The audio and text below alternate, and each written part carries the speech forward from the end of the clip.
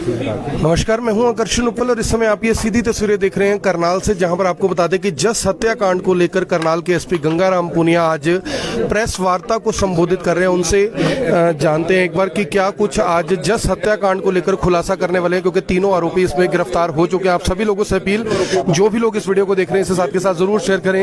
SP Gangaram Punia हैं, live जुड़ रहे हैं, जानते हैं कि क्या कुछ कहना चाहते हैं। प्रेस कॉन्फ्रेंस देखिए जी सर, हत्याकांड को लेकर देखिए दिनांक 5 अप्रैल 2022 को दोपहर के बाद में हमें इन्फॉर्मेशन मिली थी कि कमालपुर गांव, जो रोडान गांव है, जो कि पुलिस स्टेशन इंद्री के तहत पड़ता है, वहां से एक 4 वर्षीय बच्चा गायब है। इस इतला के बाद में हमारी पुलिस भी सक्रिय हुई थी और गांव वालों के सहयोग से आसपास के सीसीटीवी फुटेज चेक किए गए थे। सीसीटीवी फुटेज के आधार पे ग्रामवासियों ने एक बाबा पे आशंका जाहिर की थी कि हो सकता है वो झोली में डाल करके ले गया हो। उस बाबा को हमने आसपास में तलाश किया, जो कि इंद्री में मिला। उसको फिर हमने शामिल जांच किया और पूछताछ शुरू की। पूछताछ के आधार पे उसकी प्रथम दृष्टया कोई भूमिका नहीं पाई गई। उसके बाद में हमने गांव में ही ग्रामवासियों के सहयोग से एक सर्च अभियान चलाया था। रात के दौरान उस सर्च अभियान में मैं स्वयं भी वहां पर गया था। हमारी आज जिला पुलिस वहां पर मौजूद थी और हमने अलग अलग टीमें का गठन किया था। उसके बाद में लगभग 5:30 बजे के आसपास एक महिला ने आवाज़ दी कि कोई ऊपर उसके टिन के ऊपर कुछ फेंक के गया है। वहाँ पर गांव वाले और पुलिस वहाँ पर पहुंची तो जो बच्चा जो कि गायब था वो वहाँ पर पाया गया। बच्चे को हॉस्पिटल लाया गया, जो कि डेड डिक्लेयर हो रखा था ऑलरेडी। उसके बाद में पोस्टमार्टम कंडक्ट करवाया गया। हमने मेडिकल बोर्ड से पोस्टमार्टम करवाया और साथ ही वीडियोग्राफी भी करवाई गई। जो पोस्टमार्टम रिपोर्ट हमें हासिल हुई उसके अनुसार जो बच्चे की मृत्यु है, वो जो इंजरी का टाइम है उससे लेकर के पोस्टमार्टम के बीच में लगभग 24 घंटे का गैप था। अराउंड 24 आवर्स के अराउंड मृत्यु का समय दिया गया था। कुछ लोगों ने एक झूठी खबर भी फैलाई थी कि लगभग 8 घंटे के आसपास मृत्यु हुई है। वो बिल्कुल निराधार और असत्य है। जो मृत्यु का जो समय है वो लगभग 24 घंटे के आसपास का है। जो पोस्टमार्टम रिपोर्ट है उसमें जो इंजरी है वो केवल एक इंजरी दी हुई है और साथ ही जो मृत्यु का कारण है वो स्ट्रेंगुलेशन यानी गला घोट करके हत्या की गई है।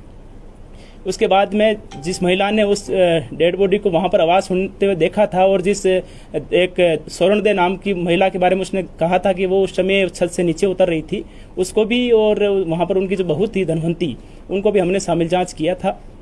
उसके बाद में सुबह वाला जो एपिसोड था, जो डेड बॉडी छत से उठा करके पास में टीन शेड पे फेंकने का, उसमें उनकी भूमिका हमें लग रही थी, लेकिन जो बच्चे की जो हत्या है उसमें कोई उनकी स्पष्ट भूमिका सामने नहीं आ पा रही थी। इसके बाद में हमने जो बच्चा लास्ट बार जिसके पास में देखा गया था, अंजलि नाम की जो औरत है उसके पास में देखा गया था, उससे हमने पूछताछ शुरू करी। काफ़ी गहनता से पूछताछ की गई। उसके बयानों में काफ़ी विरोधाभास पाया गया। इससे हमारी उसके घटना में शामिल होने की आशंका और बढ़ गई थी। काफ़ी गहनता से पूछताछ के बाद में उसने अपनी भूमिका इस घटनाक्रम में स्वीकार की थी और साथ ही हम उसके बाद में जो उसने बताया था उसके आधार पे मौके पे लेके गए और काफ़ी जो मामले से रिलेटेड और रिलायबल एविडेंस वहाँ से हमें बरामद हुए। जो अंजलि नाम की जो आरोपी है उसने ये स्वीकार किया था कि बच्चा उसके पास में सुबह के समय आया था और वो वहाँ पर गेम खेल रहा था। उस समय उसकी जो बहन है वो भी आई थी, लेकिन वो बाद में वापस चली गई थी। तत्पश्चात वो CID नाम का एक सीरियल वहाँ पर देख रही थी। उसमें किसी की एक हत्या का एक सीरियल उसमें चल रहा था। साथ ही पास में एक चार्जर की केबल भी वहाँ पर पड़ी हुई थी। जो अंजलि आरोपी ने यह भी बताया कि पहले उसने खुद ने सुसाइड का अटेम्प्ट किया। मैं यहाँ पर आपको यह भी बताना चाहूँगा कि हमने उसकी पूरी मेडिकल हिस्ट्री है अलग अलग हॉस्पिटल से वो भी कलेक्ट करी है, जिसमें उसमें सुसाइडल टेंडेंसीज दिखाई गई है और पहले भी अटेम्प्ट कर चुकी है, जिसका मेडिकल रिकॉर्ड और हमारे पास में दस्तावेजी साक्ष्य भी उपलब्ध है। उसके बाद में उसने बच्चे में पहले एक बार केबल से गला घोटने का अटेम्प्ट किया, लेकिन उसके बाद में रुक गई। फिर उसके बाद में उसको ये लगा कि बच्चा हो सकता है घर जाकर के शिकायत कर दे कि उसके साथ में उसने ऐसे किया है। उसके बाद में उस बच्चे का उसने केबल से गला घोट दिया। अभी तक की जांच से कोई पुरानी उसकी रंजिश या किसी और अदर पर्पज से कोई हत्या करने की बात सामने नहीं आई है। उसके बाद में हमने मौके से उसकी निशानदेही पे जो बच्चे की जो चप्पलें थी वो भी रिकवर करवाई थी और प्राइवेट 2 विटनेसेस भी हमने साथ में रखे थे। साथ ही बच्चे को जहां मार के रखा गया था जो बेड के नीचे, वहां से भी हमने एक वुडन पीस है वो हमने FSL में भेजा है। FSL की जो सीरोलॉजी की रिपोर्ट प्राप्त हुई है उसके अनुसार जो वहां पर निशान मिले हैं वो ब्लड के स्टेन्स हैं और ह्यूमन ओरिजिन का ब्लड है। साथ ही हमने जो बैग जिसमें उस लड़के को डाल के रखा गया था और बाद में अंजलि ने छत पे लेके गई थी, वो बैग भी रिकवर किया है। उसमें भी जो सीरोलॉजी की रिपोर्ट है उसके अनुसार ट्रेसेस ऑफ ब्लड मिले हैं। साथ ही हमने एक चादर भी बरामद की है और जो केबल है वो भी हमने इस मामले में बरामद की है। जो 3 आरोपी हैं अंजलि, और इसके अलावा जो दो और आरोपी है धनवंती और स्वर्णदय, तीनों को हम अरेस्ट कर चुके हैं। अंजलि का हमने कुल मिलाकर के 5 दिन का पुलिस रिमांड हासिल किया था, और धनवंती और स्वर्णदय का 1-1 दिन का पुलिस रिमांड हासिल किया था। तीनों को बाद में माननीय न्यायालय में पेश किया गया है, और तीनों को ही जुडिशियल कस्टडी में भेज दिया गया है। मर्डर का कारण मर्डर का कारण क्या था सर? लोग रीजन पूछ रहे हैं, भी रीजन क्या रहा, रीजन निकल के नहीं आ रहा। लोग सिर्फ इसी बात पर ही वो कहते हैं कि कारण बताया जाए। देखिए, जैसा कि मैंने आपको बताया, जब हमने इसको अरेस्ट किया था तब हमने काफ़ी सारे इनके डॉक्यूमेंट्स घर से रिकवर किए थे, जिसमें इसका काफ़ी अलग अलग हॉस्पिटल से इलाज चला हुआ था। इसके बाद में हमने उन हॉस्पिटल से भी उसको रिकन्फर्म वापस किया है, वहाँ से भी हमने उन डिटेल में रिपोर्ट ली है। साथ ही हमने कल्पना चावला हॉस्पिटल में एक मेडिकल बोर्ड भी गठित करवाया था। उसके अनुसार भी रिपोर्ट में भी ये सामने आया कि इसको कुछ साइकोलॉजिकल इश्यूज इस लेडी को थे, कुछ सुसाइडल टेंडेंसी भी थी, और फिट्स ऑफ एंगर, मतलब बार बार कभी ऑल ऑफ सडन गुस्सा आना, इस प्रकार की भी इसमें वो पाई गई थी। हमने एक डिटेल्ड रिपोर्ट के लिए बोर्ड को लिखा है, लेकिन बोर्ड ने कहा है कि हमें कुछ ऑब्जर्वेशंस में रखना पड़ेगा, और उसके बाद में हम इसको डिटेल में रिपोर्ट देंगे। तो अभी तक जो इश्यू सामने आया है, जो कुल मिलाकर के जो बात सामने आई है, वो यही है कि जो पुराना इसका मेडिकल ट्रीटमेंट का इतिहास रहा है उसके हिसाब से, और जो बार बार कभी कभार गुस्सा जो आने की शिकायतें जो उसमें रहती है, और साथ ही में ही जो साइकोलॉजिकल इश्यूज है उसकी वजह से उसने ऐसा किया है। सर, इसी बोर्ड से भी जांच करवाई गई है। जो परिवार के लोग हैं सर, परिवार के लोगों ने ये दावा किया था कि तांत्रिक विद्या से रिलेटेड मामला है, बच्चे का लिंग कटा हुआ है, उसको हथौड़ों से मारा गया, दांत गिरे हुए हैं, हाथ में बाल है। क्या पोस्टमार्टम रिपोर्ट में भी परिवार के लोग मौजूद थे? इस तरह की बातें सामने क्यों आई, जिसकी वजह से मीडिया में भी ये सब कुछ चला? देखिए, कुछ जो ये खबरें थी ये बिल्कुल गलत फैलाई गई, बिल्कुल ही असत्य है और निराधार है। जो पोस्टमार्टम है वो मेडिकल बोर्ड ने किया है, और साथ ही वीडियोग्राफी भी कराई गई है, जिसकी सीडी आज भी हमारे पास में पुलिस टीम के पास में उपलब्ध है। यदि घर वालों को कोई शंका हो तो वो भी उसको शंका का निवारण कर सकते हैं। बाकी जो इंजरीज का जो जिक्र किया गया प्राइवेट पार्ट्स पे या हथौड़ा मार करके चोट पहुंचाने का, यह बिल्कुल बेबुनियाद है, बिल्कुल गलत है। ऐसी कोई चोट नहीं है। थोड़ी सिर के आसपास में थोड़ी सी स्वेलिंग है, वो भी एक्सटर्नल इंजरी, उसमें भी एक्सटर्नल इंजरी नहीं है। और साथ ही केवल एक जो लिगेचर मार्क होता है, जो गला गोटा गया, उसके जो मार्क्स हैं वो है। और जो केबल हमने रिकवर करी है, डॉक्टर से हमने ओपिनियन भी ली है, डॉक्टर ने भी अपनी ओपिनियन ये दी है कि जो केबल आपने पुलिस ने जो रिकवर करके डॉक्टर को दिखाई है, उससे उस इंजरी के आने की पूरी संभावना है। जो ब्लड था, जो बच्चे का जो ब्लड जैसे कान से निकला है, आंख से निकला है, नाक से निकला है, सर इस बारे में लोग जानना चाहते हैं कि जब बच्चे का गला घोट दिया तो फिर ये ब्लड क्यों निकला? सर देखिए, ये आप अगर किसी भी मेडिकल जो भी विशेषज्ञ है, आप इससे ये चीजें पूछोगे तो ये बिल्कुल वो क्लियर कर देंगे। स्ट्रेंगुलेशन में इस प्रकार के लक्षण होते हैं। सर, सीबीआई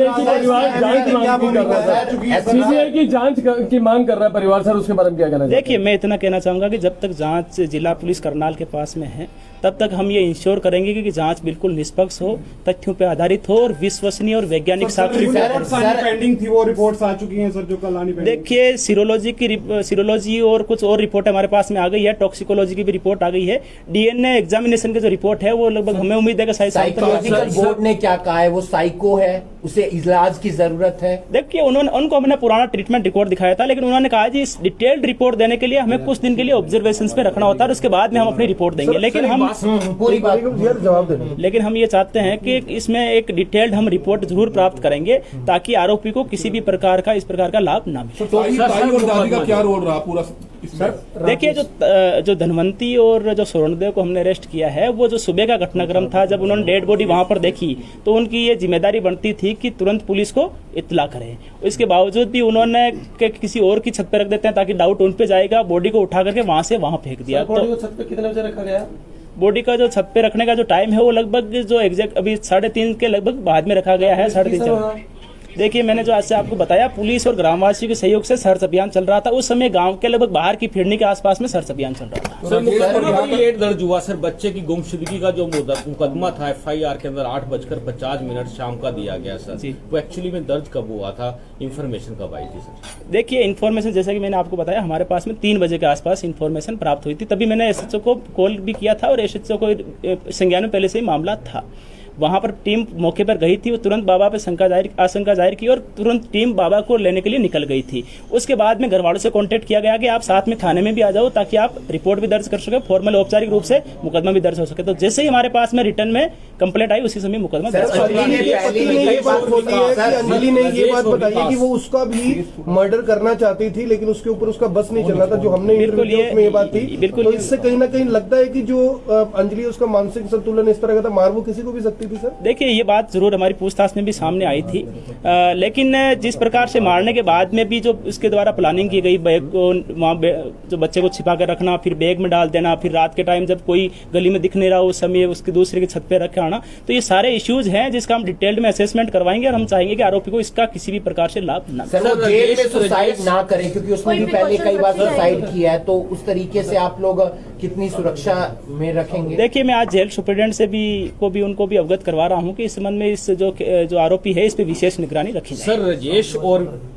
जो लवली है सर, इन दोनों का क्या सीन रहा? क्योंकि गांव का और परिवार का दबाव ज्यादा राजेश की फैमिली पे था सर। उनका देखिए, कहना था 1 घंटे में लुधियाना से कैसे आ सकता है सर। ये सर ये बड़ा वहाँ पर देखिए अफवाह फैली है इस तरह की। देखिए, पुलिस का कार्य है यदि कोई निर्दोष है तो उसको बचाना, और येल में किसी की इन्वॉल्वमेंट, थोड़ी सी भी इन्वॉल्वमेंट जो कानून के अनुसार अपराध बनती है, अगर वो बनती है तो उसके खिलाफ कार्रवाई सुनिश्चित करना।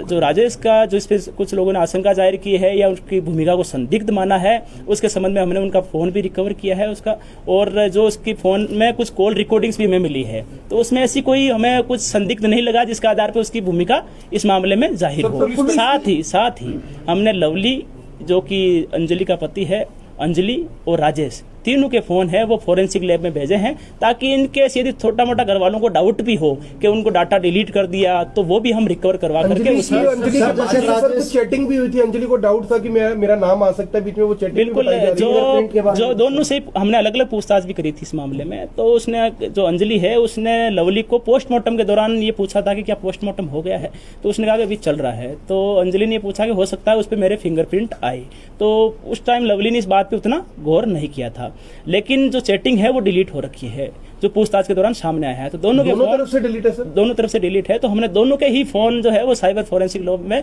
डाटा जो डिलीटेड डाटा है उसको रिकवर करने के लिए भेजा। सामाजिक ताना-बाना टूट गया सर, जो है वो पकड़ा जाना चाहिए, लेकिन क्यों आखिरकार माहौल बिगड़ा? क्यों आखिरकार पुलिस पर ही आरोप लगते रहे कि पुलिस से संतुष्ट नहीं है? ऐसा क्यों हुआ?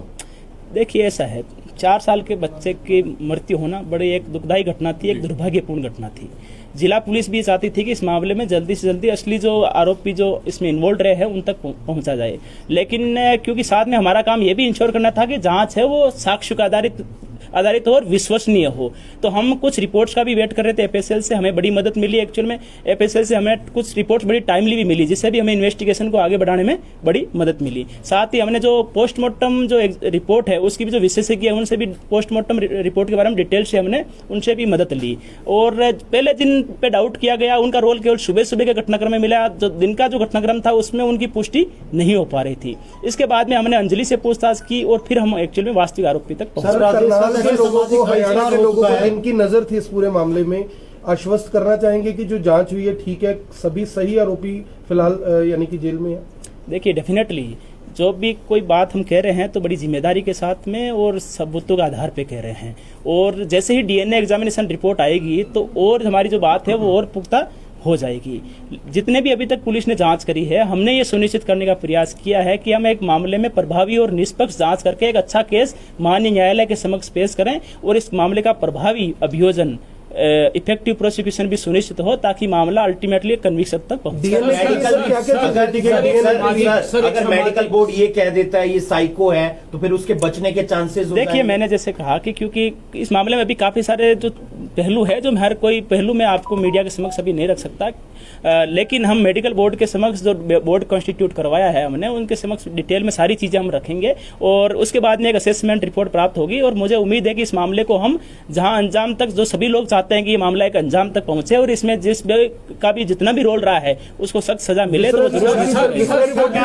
देखिए, टॉक्सिकोलॉजी रिपोर्ट प्राप्त हो गई है। टॉक्सिकोलॉजी रिपोर्ट के अनुसार बच्चे को पहले से किसी प्रकार की कोई ड्रग्स या कोई जहरीला पदार्थ नहीं दिया गया। सर,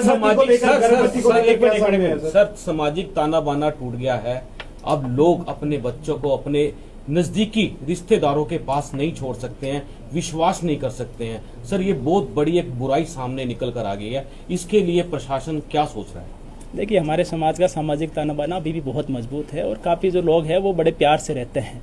कुछ कुछ ऐसे उदाहरण समाज में कभी कदापि आते रहते हैं और इसी के लिए ही जो जितनी एजेंसी है इनका गठन किया गया है।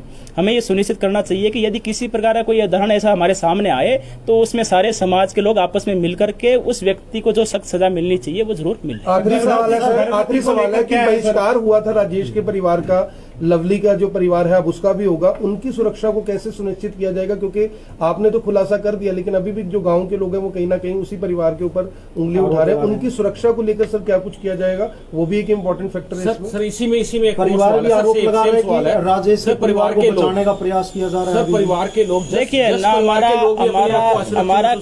हमारा काम सही जांच सुनिश्चित करना है, ना कि किसी को झूठा बचाना या किसी को झूठा फंसाना।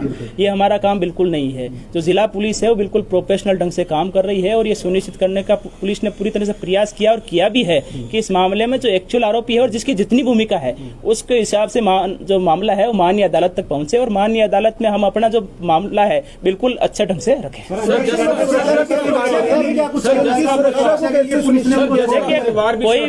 कोई भी पक्ष हो, खासतौर पर पीड़ित पक्ष और कोई भी पक्ष हो, सबकी सुरक्षा सुनिश्चित करना ये जिला पुलिस का वैधानिक दायित्व है। एनालिसिस करेंगे सर उसका भी? बिल्कुल, हम जो भी यदि हमें कहीं पर भी लगता है थ्रेट असेसमेंट रिपोर्ट के आधार पर कि किसी भी व्यक्ति को खतरा है, चाहे वो पीड़ित पक्ष हो, तो हम ये सुनिश्चित करेंगे कि सबकी सुरक्षा सुनिश्चित करेंगे जो आक्रोशित थे और रोड जाम करना जा रहे थे। इस मामले में शुरू से ही परिवारजन भी और आसपास के जो भी लोग हैं और जो समाज के मोजिज लोग भी हैं वो लगातार मेरे से मिलते रहे हैं। मैंने उनको हर बार उनको ये बताने का प्रयास किया है, क्योंकि इन्वेस्टिगेशन 5 तारीख के आसपास में प्रारंभिक चरण में थी। मैंने कहा कि मैं सारा मामला आपको कंक्लूजन तक तब लेके जाएंगे जब आप हमें कुछ समय दोगे। किसी भी मामले में जल्दबाजी करना भी ठीक नहीं रहता, क्योंकि एफएसएल रिपोर्ट्स भी प्राप्त होने बकाया है।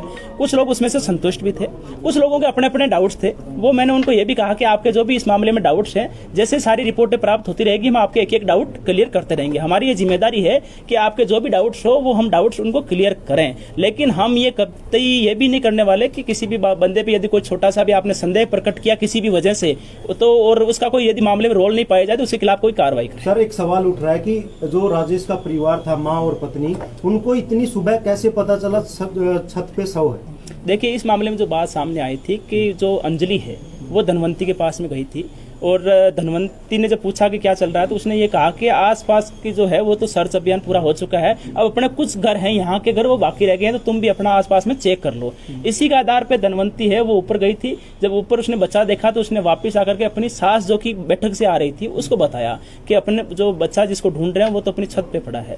उसके बाद में उसकी सास ने कहा कि इस हिसाब से तो हम फंस जाएंगे या लोग हम पे डाउट करेंगे, तो उसने वो अपनी बहू को लेके गई, दोनों ने वहां से बच्चा उठाया और उसके बाद में उसकी सास ने थोड़ा सा आगे ले जाकर के टीम पे फेंका। ये बात सच है कि जो बेड है, बेड का टुकड़ा एक लैब में भेजा गया जांच के लिए, उसमें खून के स्पॉट मिले हैं और वो एक पुख्ता प्रमाण है इस पूरे मामले में? देखिए, इस मामले में वैसे हमारे पास में काफी सारे रिलायबल और साइंटिफिक एविडेंस है और इसमें जो वुडन पीस जहां पर ब्लड स्टेन मिले हैं वो उसी एफएसएल रिपोर्ट है उससे भी पुष्टि हो चुकी है कि वो जो ब्लड स्टेन मिले हैं वो ह्यूमन ओरिजिन के हैं और ब्लड हैं। वो डीएनए एग्जामिनेशन की जो रिपोर्ट है वो भी मैच होकर के अगर शाम तक आ जाएगी तो हमारी चीज जो बात है वो और पुख्ता हो जाएगी। अंजलि पर शक कैसे हुआ जब राजेश के परिवार पर शक था?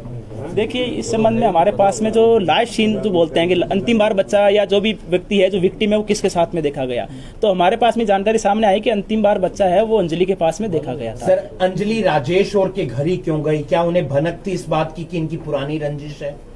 देखिए, ऐसी भी कुछ बातें सामने आई है, वो भी अभी पुष्टि, सारी चीजें हम पुष्टि कर लेंगे, लेकिन अंजलि और धनवंती जो है वो आपस में एक दूसरे घर पे वैसे आती जाती रहती थी।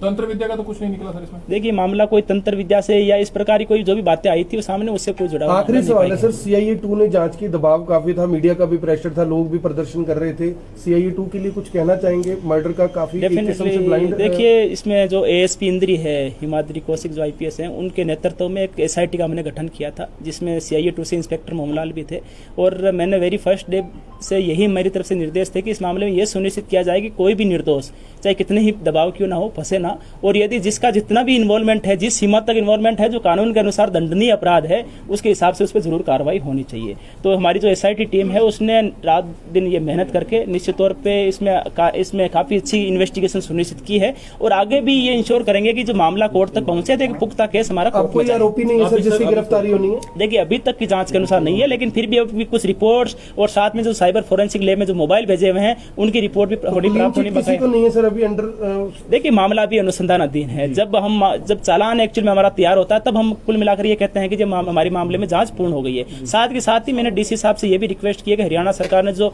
चिन्हित अपराध आइडेंटिफाइड जो क्राइम उसकी स्कीम चला रखी है तो उसमें भी इस केस को इंक्लूड किया जाए। उससे ये क्योंकि उसमें डिस्ट्रिक्ट अटॉर्नी DC और SP उसमें सदस्य होते हैं तो हम ये उसका केस का रिव्यू करते रहते हैं ताकि मामले का कोर्ट में जाने के बाद में भी गवाही जल्दी हो और मामला जल्दी से कुछ अपील करना चाहेंगे आप? जी अपील करना चाहेंगे कुछ समाज से, कुछ अपील करना चाहेंगे? देखिए मैं जितने भी करनाल वासी या जितने भी इस मामले से जुड़े हुए लोग हैं मैं सभी से रिक्वेस्ट करना चाहूँगा, अनुरोध करना चाहूँगा कि इस मामले से जुड़ी हुई कोई भी भ्रामक, असत्य या निराधार खबरें प्रसारित न करें। इससे हमारी अनावश्यक रूप से इन्वेस्टिगेशन भी बाधित होती है और कानून व्यवस्था की स्थिति भी बिगड़ने की आशंका रहती है। पुलिस के द्वारा जो भी बयान दिए जा रहे हैं उसको ही प्रामाणिक और पुख्ता माने। जिला पुलिस ये सुनिश्चित करने का 100% इंश्योर कर रही है कि इस मामले में जाँच बिल्कुल निष्पक्ष, उचित और त्वरित हो। सर करनाल के SP ये कोशिश करेंगे कि मामला फास्ट ट्रैक कोर्ट में चले, बच्चे को न्याय मिल सके। देखिए हम इस मामले में जल्दी से जल्दी इन्वेस्टिगेशन कंक्लूड करने की कोशिश कर रहे हैं। हम ये सुनिश्चित करने का प्रयास करेंगे कि लगभग 15 दिनों के आसपास जांच अब पूर्ण हो जाए और उसके बाद में मामले की जो सुनवाई है वो जल्दी मानी जाए। तो ये थे करनाल के SP गंगाराम पुनिया। एक एक सवाल का जवाब दिया। जस हत्याकांड का पूरा खुलासा हो चुका है और सीधे तौर पर उन्होंने अब बता दिया है कि मामला पूरी तरह से क्या था, क्या कुछ मामले में निकलकर सामने आया। और जो ASP इंद्री हैं हिमाद्री कौशिक वो मौके पर मौजूद है और SP करनाल ने एक एक जो सवाल है उसका जवाब देते हुए हर एक मामले यानी तमाम तरह के जो सवाल थे, आम जनता के थे, आम लोगों के तमाम सवाल थे, उन सब के जवाब दे दिए गए। मेरी आप सभी लोगों से अपील, जो भी लोग इस वीडियो को देख रहे हैं इसे साथ के साथ जरूर शेयर करेंगे। सीधी तस्वीर इस समय आप करनाल से देख रहे हैं जहां पर करनाल के SP गंगाराम पुनिया, इस समय आप देख सकते हैं कि करनाल के जो SP हैं गंगाराम पुनिया, उनके ऑफिस के बाहर फिलहाल हम खड़े थे और प्रेस कॉन्फ्रेंस को संबोधित करते हुए तमाम तरह के जो सवाल थे उन तमाम सवालों के जवाब SP गंगाराम पुनिया ने दिए। चाहे जस हत्याकांड से जुड़ी हुई अंजलि की बात हो, उसकी ताई की बात हो, उसकी दादी की बात हो, उसके पिता की बात हो, उसके परिवार की, गांव की बात हो, हर तरह का सवाल जो था वो उनसे पूछा गया। और सबसे बड़ी बात इसमें निकलकर ये सामने फिलहाल आई है कि अभी तक किसी को भी क्लीन चिट करनाल पुलिस की ओर से नहीं दी गई। अभी तक किसी को भी क्लीन चिट इस मामले के अंदर नहीं दी गई है। और उससे भी बड़ी बात यह है कि करनाल पुलिस का कहना है कि हमारे पास हर तरह के साइंटिफिक जो एविडेंसेस होने चाहिए, तमाम तरह के वो साइंटिफिक एविडेंसेस हमारे पास मौजूद हैं आरोपियों को सजा दिलवाने के लिए। आप जो भी लोग इस वीडियो को देख रहे हैं उनसे अपील है कि कमेंट बॉक्स में जरूर बताएं कि इन आरोपियों के खिलाफ क्या कुछ जो सजा है वो होनी चाहिए। मेरे साथ महक जिस तरह से SP से उम्मीद की जा रही थी कि SP खुद सामने आए, हालांकि खुलासा हो चुका था, SP खुद सामने आए, एक एक बात को रखे। आज हर सवाल का मुझे लगता है जवाब मिल गया है, सारे सवालों का जवाब मिल गया। और दूसरी बात मैं ये बताना चाहूंगी कि करनाल के SP गंगाराम पुनिया आज खुद इस वजह से आए सर क्योंकि तीनों अपराधियों को न्यायिक हिरासत में भेज दिया गया है। फिर भी गांव वाले हों, परिवार वाले हों, किसी तरीके का कुछ उपद्रव क्रिएट ना हो गांव में, उसको लेकर बहुत सारे तनाव का माहौल ना फिर से पैदा हो जाए, इसको लेकर बहुत सारे सवाल थे जिनका जवाब देना भी बहुत ज्यादा जरूरी था। तो करनाल के SP गंगाराम पुनिया ने आज सारे सवालों का जवाब दे दिया, पूरा घटनाक्रम बता दिया कि किसकी कहां तक की इन्वॉल्वमेंट थी और किसको किस आधार पर गिरफ्तार किया गया था और फिर न्यायिक हिरासत में भेज दिया गया। फिलहाल इस मामले की जो इन्वेस्टिगेशन है हालांकि वो खत्म नहीं हुई, लेकिन जो पुलिस ने जो कुछ भी अभी तक बताना था, मीडिया ने जो कुछ बताना था, उसका दी एंड आज